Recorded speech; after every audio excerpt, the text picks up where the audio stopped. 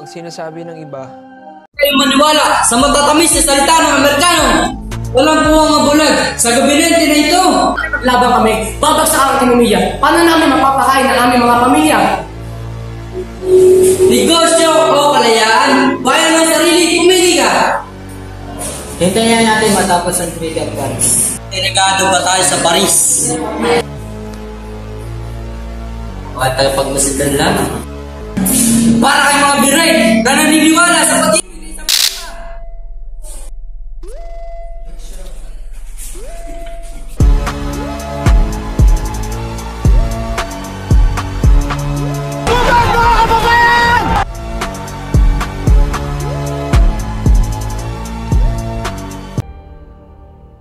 Galang halaga ang ating pagdadalawang isip at lalo ang lakbay tayo dito.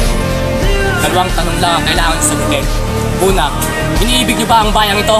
Opo, General! Matag ang posisyon natin at makakalagpas lang ang mga Amerikano sa ibabaw ng aking bahay. Kaya ang ikalawang tanong, nais niyo bang mamatay sa tumatakbong mga dubag o mamatay sa pakikipaglaban? Sa pakikipaglaban! Naway maging tapat tayo sa ating mga salita.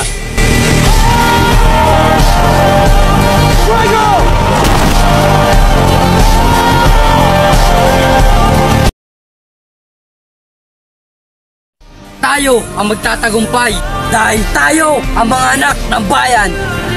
Tayo ang nagmamay-ari ng lupang ito. Sa atin ang bayang ito. Ulitin ang mga saydol ninyo! Mabuhay ang katipunan! Mabuhay ang revolusyon! Behind the scene. Vlogs sa gabinete na ito. Dahil tayo ang mga anak ng bayan. Tayo ang nagmamay-ari ng lupang ito. Sa atin ang bayang ito. Punitin ang mga saydol ninyo. Hoy! Hoy! Tayo po na, please lang, please lang. Saglit lang, huwag kayo maingay. Kukulit ha. Di mo pagsabihan.